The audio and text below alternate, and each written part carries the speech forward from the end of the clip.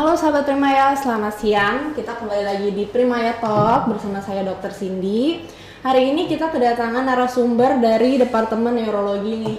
Hari ini kita karena akan membahas mengenai epilepsi, cuma lebih dikerucutkan lagi.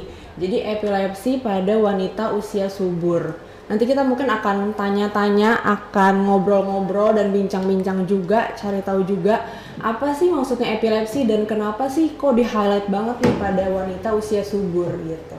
Oke, langsung aja aku izin sapa dulu untuk narasumber kita. Selamat siang Dokter Maiti. Selamat siang Dokter Cindy. Oke, Dokter Maiti ini adalah dokter spesialis neurologi di Primaya Hospital Bekasi Barat.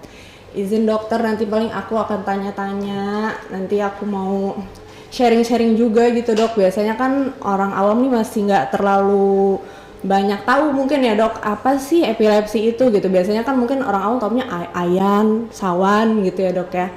Mungkin aku langsung nih dok masuk dari pertama dulu. Untuk definisi epilepsi itu apa sih dok? Ya, epilepsi itu dari pengertian ILE ya tahun 2014 adalah setidaknya ada 2 kali bangkitan kejang yang tidak terprovokasi. Jadi tidak ada penyebab valid lainnya dengan jeda minimal lebih dari 24 jam. Atau setidaknya ada 1 kali bangkitan kejang dengan resiko tinggi untuk berulang. Dan resiko tinggi ini minimal 60% dari setelah adanya 2 kejadian kejang yang terjadi dalam waktu kisarannya 10 tahun ke depan atau ada diagnosis dari suatu sindrom epilepsi. Oke, baik dok, terima kasih. Selanjutnya dok, untuk kayak penyebarannya atau kita bahas mungkin di kedokteran namanya epidemiologinya gitu dok. Biasanya terjadinya kapan sih dok? Atau mungkin berapa kasus sih? Apa segitu banyak kah? Atau masih jarang justru gitu? Bisa dijelaskan dok? Untuk epilepsi sendiri, kejadian ini menyebar di seluruh dunia. Di Indonesia sendiri, dari pertambahan kasus per tahun itu ada 250.000 kasus. Ya, cukup banyak. Namun di Indonesia ini memang masih dianggap sesuatu yang stigma negatif ya, punya konotasi negatif. Jadi bisa dianggap sebagai suatu kutukan atau kesurupan, ada kekuatan gaib. Jadi lebih banyak pasien ini berobatnya ke dukun dibanding ke dokter ya. Iya, betul dok. Nah ini kalau dulu aku tahu kan epilepsi atau kejang atau seizure gitu ya dok, kan ada 2 tuh, kejang yang general seizure dan focal seizure. Itu apa bedanya dok? Mungkin bisa lebih disampaikan secara garis besar aja gitu dok untuk awam. Kadang kan nggak notice gitu dok kalau ternyata itu kejang, kayak cuman getar-getar doang atau apa gitu kan dikira bukan kejang gitu. Iya, kejang itu dari pembagiannya sendiri ada kejang vokal, ada kejang umum dan yang tidak terdefinisikan ya.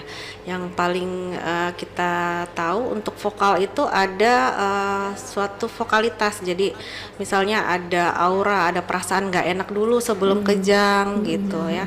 Atau ada otomatisasi seperti ada gerakan mengunyah sebelumnya seperti itu ya.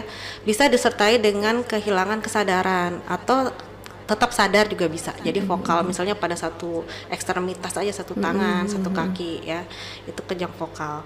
Untuk kejang umum biasanya ada yang jenisnya kelojotan atau kaku ya, tonik-klonik, bisa kaku kelojotan atau absans. Jadi pasiennya seperti bengong aja ya.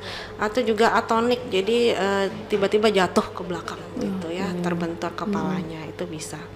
Untuk kejang yang tidak terdefinisikan bisa kayak spasme gitu ya. Itu kita masuknya ke yang definisi pembagian terbaru dari ILE 2017. Oke, siap. Jadi sebagai pengingat juga nih bahwa kejang sih memang harus diperhatikan banget nih, bukan cuman yang karena tahunya kan kejang kelojotan gitu ya dok. Iya. Jadi kalau misalkan memang kok bengong tapi kayak nggak respon tapi sadar, mungkin itu suatu kejang juga gitu ya dok. Betul. Selanjutnya dok, untuk penyebabnya nih dok, atau mungkin di kita dibilang etiologi gitu. Apa sih yang bisa nyebabin epilepsi gitu? Epilepsi sendiri bisa karena genetik ya. Itu misalnya pada sindroma tertentu kayak absans ya, child absence epilepsi, juvenile atau myoclonic. Juvenile myoclonic itu kan juga termasuk yang sindroma. Itu biasanya ada genetik bawaan gitu. Atau ada karena kelainan struktural, misalnya karena ada tumor di otak, stroke ya, atau infeksi itu bisa, atau imun pada kondisi tertentu bisa, atau karena kelainan metabolik karena gangguan elektrolit, ada kekurangan garam atau kelebihan, adanya kekurangan kalsium, kekurangan magnesium itu bisa. Oke. Banyak jadi sebenarnya ya dok ya, mungkin harus kita cari tahu dulu gitu ya dok ya. Karena banyak banget nih dok, mungkin kita ya tadi dari awal aku sampaikan kita kerucutkan dok. Jadi untuk saat ini kita bahas di bagian wanita dulu nih dok, dan di highlightnya wanita subur gitu. Kenapa sih dok, maksudnya kok disangkut pautkan epilepsi dengan wanita usia subur? Maksudnya usia subur tuh usia berapa gitu dok? Kemudian kenapa dikaitkan dengan wanita usia subur? Apakah ada hormon-hormon atau kebiasaan atau perubahan apa gitu dok? Mungkin bisa dijelaskan dok. Ya, untuk wanita usia subur itu berarti dalam waktu masa reproduksi. Ya, jadi dia mulai dari menark ya, mens pertama kali. Biasanya kalau dari WHO itu mulai dari usia 15 sampai 49 tahun. Ya, jadi memang pada usia itu ada perubahan dari farmakokinetik atau perjalanan obat epilepsi ya. Itu jadi mulai dari perjalanan distribusi, absorpsi, penyerapan, terus eliminasi, pengeluarannya itu akan ada perubahan. Di samping juga memang ada pengaruh hormonal ya, dan juga ada beberapa sindrom epilepsi genetik tertentu gitu ya. Ada yang kayak child absence itu biasanya dia malah remisi waktu memasuki usia subur ya. Atau yang juvenile itu biasanya malah baru timbul pada saat ya usia subur. Kemudian juga mempengaruhi kepatuhan juga. Biasanya semakin dewasa sih harusnya semakin patuh ya minum obat gitu. Ya, beberapa hormon yang kita ketahui di masa subur itu kan estrogen, progesteron itu dia ada efeknya pada aktivitas listrik di otak dan juga mempengaruhi nilai ambang kejang. Ya, jadi kalau estrogen itu dia menurunkan nilai ambang kejang, berarti dia prokonvulsan ya, dia jadi lebih mudah pasien terkena kejang. Kalau progesteron dia sifatnya antikonvulsan, dia menaikkan nilai ambang kejang, jadi pasiennya ada efek protektif gitu ya dari progesteronnya. Oke, baik dok. Ini kan kemarin saya sebenarnya sempat ada case juga nih dok di kita, maksudnya ada pasien rawat dengan diagnosisnya kejang katamenial. Usianya cocok lah gitu dok. Cuman mungkin kan masih jarang nih masyarakat tahu apa tuh kejang katamenial gitu. Mungkin bisa dijelaskan dok berkaitan dengan usia subur apa gitu. Iya, epilepsi katamenial itu ya terjadi pada periode menstruasi, dia kejangnya lebih sering atau klaster gitu ya. Jadi biasanya pada epilepsi katamenial ini terjadi fase lutealnya tuh tidak adekuat gitu ya. Jadi yang normalnya itu pada hari ke 14 itu kan naik tinggi estrogen progesteron ya, dia itu estrogennya naik tapi progesteronnya tetap rendah. Ya, jadi terjadi proses kenaikan estrogen sehingga ya nilai ambang kejangnya itu terpengaruh, jadi mudah kejang, jadi lebih sering kejangnya. Dan juga pada epilepsi katamenial ini jadinya sering terjadi rata-rata ovulasinya menurun. Ovulasi itu kan pelepasan sel telur matang ya, dari sel telur, indung telurnya itu yang matang dilepas, folikelnya pecah ke tuba ya, saluran tuba sampai ke rahim untuk dibuahi. Jadi memang seringnya di situ mempengaruhi rata-rata kehamilan ya. Gitu. Terus pada katamenial ini biasanya ya tadi karena progesteronnya nggak naik, bisa ditambahin progesteronnya atau dosis obat anti epilepsinya dinaikkan atau ada tambahan add-on terapi ya. Berarti memang ada penata laksanaan khusus gitu dok ya? Ya. Ada saat-saat menstruasi itu ternyata mungkin butuh suplementasi progesteron gitu. Itu dalam bentuk obat gitu maksudnya dok? Obat. Oh, obat Hormonal ya. Oh, oke, masuknya obat hormonal.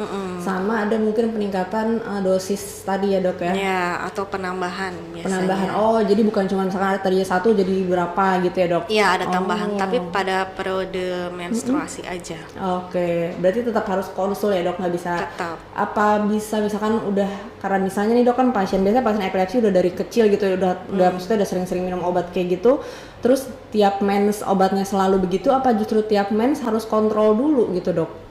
Kita bisa tanya dulu ada perubahan pola nggak setelah pada saat menstruasi, misalnya kejangnya jadi lebih sering. Itu pada saat awal atau sepanjang menstruasi atau setelahnya. Ya, itu biasanya juga kita harus lihat siklus menstruasinya itu reguler, dia memang rutin setiap tanggal segitu atau irreguler. Ya, itu biasanya kalau irreguler biasanya lebih ke obat hormonal suntik ya. Oke, lebih ini Atau lagi. iya, jadi kalau irreguler ada obat hormonal suntik atau yang obat hormonal yang diminum rutin. Jadinya karena kan kita nggak tahu kapan dia.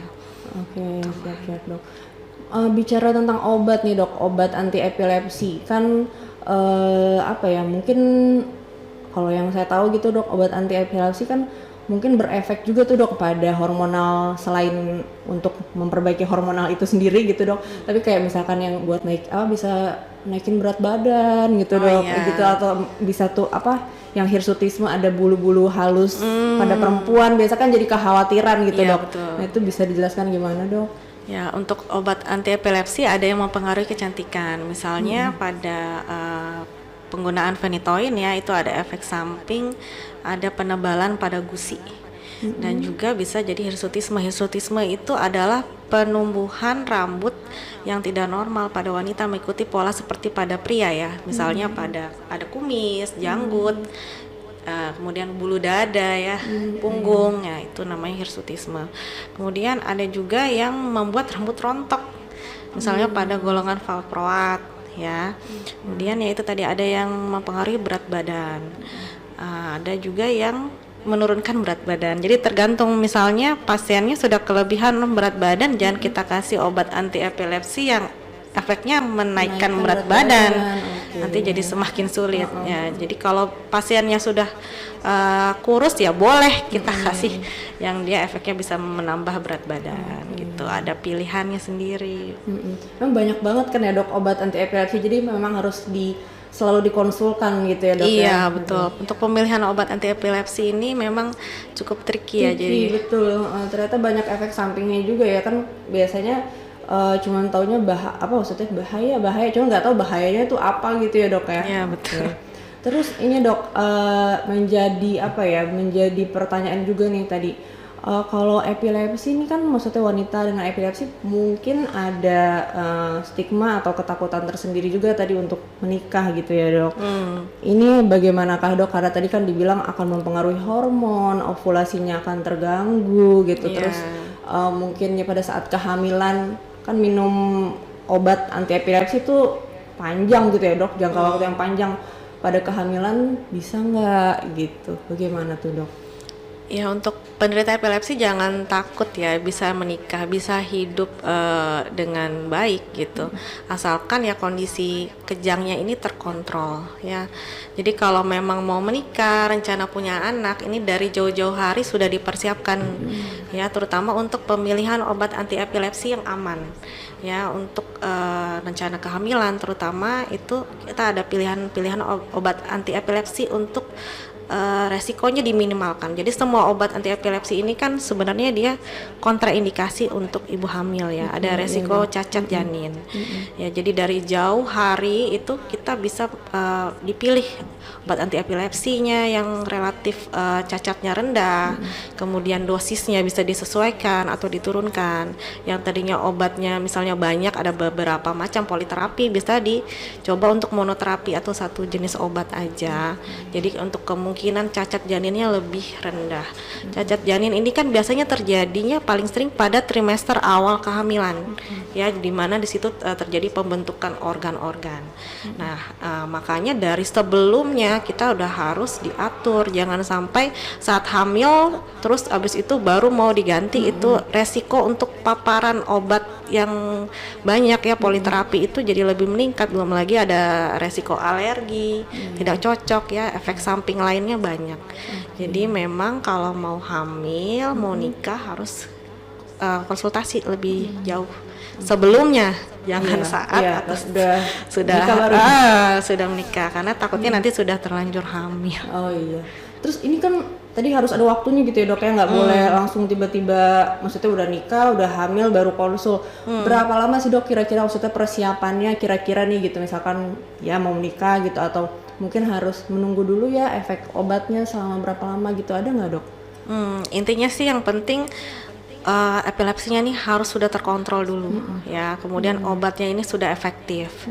Nanti kita bisa coba dicarikan obat-obat golongan yang relatif aman. Biasanya kalau untuk valproat itu kita dihindari untuk kehamilan ya, apalagi perencanaan, karena dia efek lebih untuk cacat beratnya ya. Dia biasanya ada defek neural tube, itu bisa terjadi gangguan pada pembentukan otak dan saraf di tulang belakang, ya kayak spina bifida, ya jadi ada anencefali, jadi otaknya tidak terbentuk, itu kan yang berbahaya.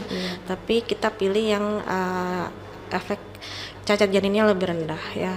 Cacat janin yang paling sering ditemui itu biasanya ada bibir sumbing, kemudian adanya cacat jantung, ya terus untuk genitourinary, genital dan saluran kemih. Ya terus yang tadi neural tube-nya terganggu atau sindrom dismorfik ya, ada kelainan bentuk pada tubuh gitu. Nah itu dihindari. Biasanya kita pilih itu seperti lamotrigin atau carbamazepine, itu dinilai lebih aman ya untuk perencanaan kehamilan. Terus kalau ada pertimbangan untuk menghentikan obat ya, itu apabila sudah bebas kejang lebih dari 2 tahun. Ya, terus kalau di EEG hasilnya normal, dan ada resiko ya, tetap ada resiko ya kejang gitu. Nah itu apabila pasien dan keluarga mau menerima resiko apabila bisa terjadi kejang berulang. Jadi kejang itu bukan penyakit yang bisa disembuhkan, tapi bisa remisi gitu ya. Bisa dikontrol tapi ya dok ya? Bisa dikontrol, tapi bisa remisi. Jadi maksudnya bisa tanpa obat dia nggak kejang. Itu sebutnya remisi, karena suatu saat ya berapa tahun, berapa puluh tahun kemudian tetap ada resiko kekambuhan gitu. Ya jadi keluarga juga udah harus tahu resikonya kejang berulang, dan dia mau menerima resikonya tersebut ya itu boleh, tapi tetap harus kita follow up 6 bulan dulu. Kalau bisa ditunda kehamilannya 6 bulan, kita lihat 6 bulan itu ada kejang atau enggak. Oke, jadi mungkin ini waktunya 6 bulan lah setengahnya untuk mempersiapkan gitu ya dok? Iya, dari jauh hari. Terus dok, bicara juga tadi mengenai kehamilan, resiko bisa terjadinya resiko kejang pada saat hamil ini, maksudnya kayak masuk ke preeklamsi gitu-gitu kali ya dok, atau bagaimana iya. dok?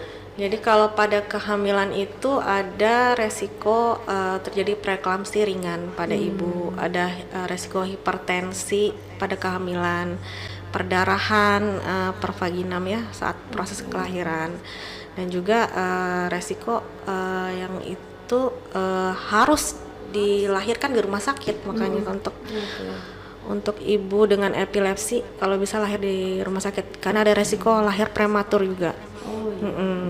Terus untuk janinnya sendiri itu juga ada resiko kalau kejang, bisa terjadi ada perdarahan di otak ya karena kurang oksigen. Kemudian bisa ada solusio plasenta atau lepas plasenta ya, bisa karena kejangnya sendiri itu kan ada ketekan ya bagian otot perutnya, atau karena pas kejang dia jatuh, trauma tumpul ya. Terus jadi ada juga saat kejang jadi denyut jantung janinnya terganggu, itu kan bisa. Betul. Jadi memang harus di rumah sakit kalau untuk proses melahirkan. Untuk kehamilan sendiri ya sebelumnya juga bisa dikasih asupan suplemen asam folat ya, kan penting ya. Jadi dosisnya kalau untuk epilepsi itu dengan obat bisa dari 0,5 sampai 15 mg ya, cukup tinggi. Terus untuk resiko perdarahan pervaginam bisa dikasih suplementasi dengan vitamin K, itu dari usia 36 minggu sampai dengan kelahiran. Itu biasanya terutama pada obat-obatan kayak phenytoin, phenobarbital gitu, topiramat ya, itu biasanya dikasih suplemen karena resiko perdarahannya juga lebih tinggi. Gitu. Jadi memang butuh perlakuan khusus nih gitu ya untuk pasien dengan epilepsi mungkin yang hamil, perlu konsultasi dulu dengan dokter spesialis neurologi, dan kombinasi dengan dokter obginnya gitu Ya, kali ya dok ya. ya Agar untuk cacat janin juga harus dilihat ya. Gitu. Jadi dokter obginnya juga bisa tahu nih gitu ya dok, pengobatan dari dokter neurologinya seperti apa. Ya. Gitu. Selanjutnya nih dok, sudah selesai misalkan sudah melahirkan.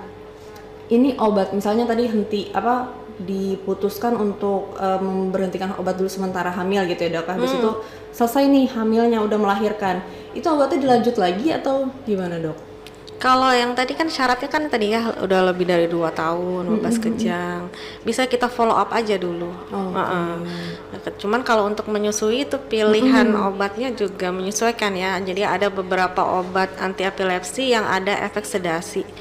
Ya misalnya fenobarbital itu bisa efek ke bayinya ya, jadi dia jadi malas nyusu, cenderung tidur, jadi harus dipantau kondisi janinnya apakah rewel, tidur terus dinilai penambahan berat badannya janin, itu harus lebih diperhatikan ya. Menyusui itu boleh ya, tidak ada kontraindikasi walaupun menggunakan obat anti epilepsi karena dinilai manfaatnya lebih tinggi daripada risikonya, dan juga bisa dipilih yang dia terikat protein, jadi lebih banyak di asinya lebih sedikit gitu, jadi lebih banyak terikat sama protein. Oke, jadi boleh ya dok ya obat boleh nanti epilepsi disesuaikan lagi. Cuman perlu konsultasi juga pastinya.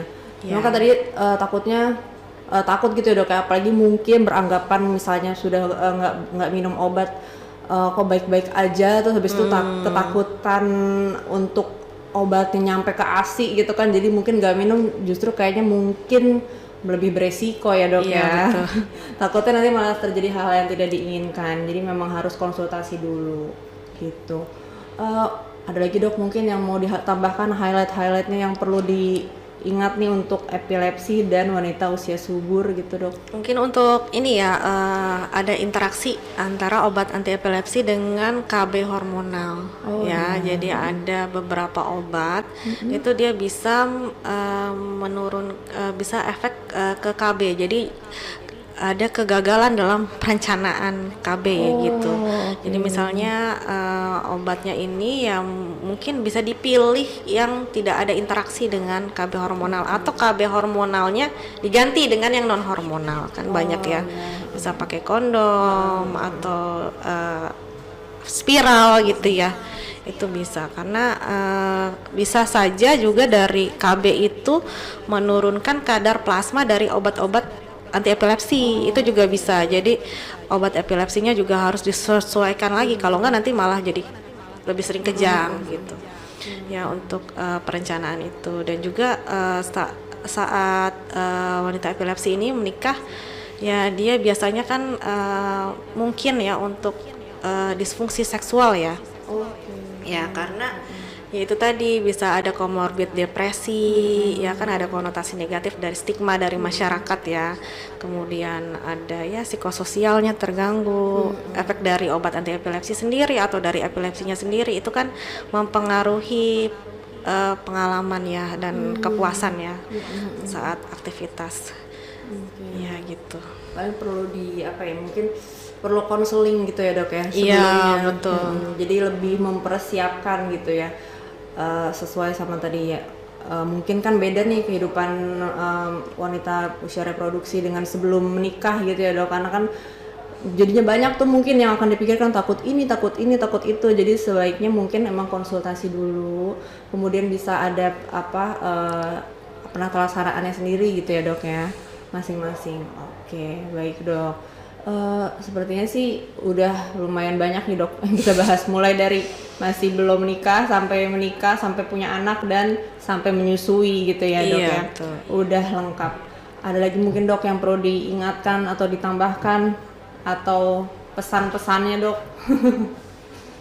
Ya untuk epilepsi sendiri itu dibutuhkan kesadaran ya, dan juga memang untuk masyarakat masih banyak yang menganggap malu gitu ya untuk kondisinya ini.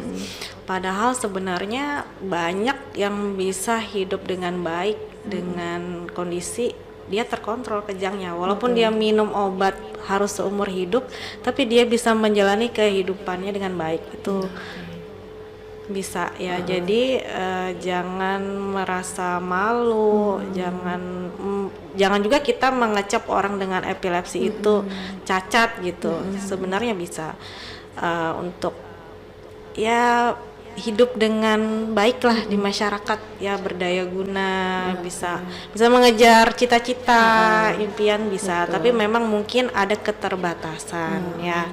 Dan untuk orang-orang di sisinya ya boleh kasih dukungan ya, semangat ya, bahwa mereka pun juga bisa mengejar cita-citanya. Oke, siap. Bagus banget dok, ini untuk penyemangat ya dok. Penyemangat, karena takutnya ya itu terjadi stigma dari masyarakat segala macam, jadinya menurun kepercayaan dirinya gitu ya. Iya, Tapi betul. ternyata memang masih banyak kesempatan yang bisa didapatkan juga gitu ya dok ya. Baik dokter, terima kasih atas waktunya, terima kasih banyak atas sharing-sharingnya. Mungkin nanti kita akan bahas epilepsi yang lain dok, karena kali ini baru khusus di wanita aja dok. Iya. Mungkin yang laki-laki nanti iri takutnya dok, kok nggak dibahas sedikit ya, di general atau anak gitu ya dok ya. Iya, kalau anak mungkin sama dokter anak Dokter ya. anak ya dok ya. Oke, karena oke, bagiannya oke. beda. Siap. Oke, sip dok. Baik, terima kasih dokter Meti. Aku izin kita pamit dulu ya dok ya. Boleh. Oke, selamat siang sahabat Primaya. Nanti kalau misalkan ada pertanyaan atau ada yang mau di masukan-masukan, ide-idenya tentang judul kita yang selanjutnya boleh disampaikan. Oke, bye.